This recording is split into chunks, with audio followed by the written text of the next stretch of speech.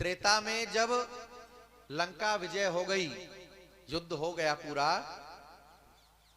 तो एक दिन जामवंत जी ने कहा राघव से, राम जी से कि हे रघुनंदन,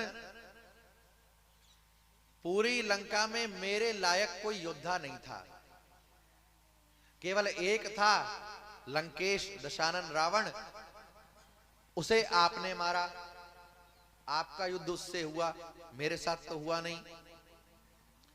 अब मेरी अभिलाषा थी कि कोई ऐसा योद्धा मिले, बराबर की टक्कर का मिले।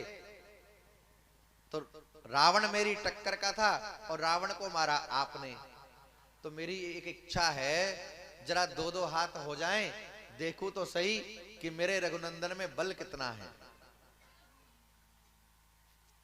भगवान मुस्कुराए, राम जी मुस्कुराए और राम जी ने कहा कि जामवंत जी, आपका और मेरा संबंध क्या है, पहले ये बताइए। तो जामवंत जी ने कहा कि आप हमारे स्वामी हैं, हम आपके सेवक हैं, हम भक्त हैं, आप भगवान हैं। भगवान ने कहा कि जामवंत जी, मैंने ये अवतार ही मर्यादा की स्थापना के लिए लिया है, और सेवक और स्वामी का युद्ध हो, इससे तो मर्यादा भंग हो जाएगी।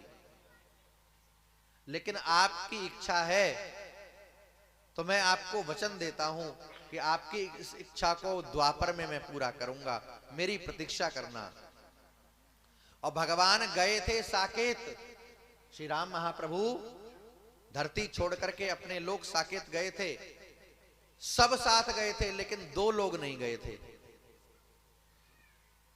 एक तो जामवंत जी नहीं गए, जामवंत जी प्रतीक्षा करते रहे द्वापर की, दूसरा हनुमान जी नहीं गए। हनुमान जी को बुलाया कि हनुमान चलो जल्दी, सब जा रहे हैं, सब विमान में बैठ रहे हैं, तुम भी चलो। तो हनुमान जी ने कहा कि सरकार चल तो मैं दूंगा, लेकिन मुझे कुछ प्रश्नों का उत्तर चाहिए। हनुमान, तुम्हारे मन में प्रश्न, ऐसी क्या समस्या आन खड़ी हुई?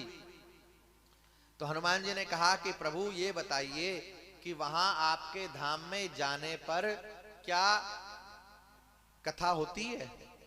आपकी कथा वहां होती है? आपके नाम का कीर्तन होता है वहां?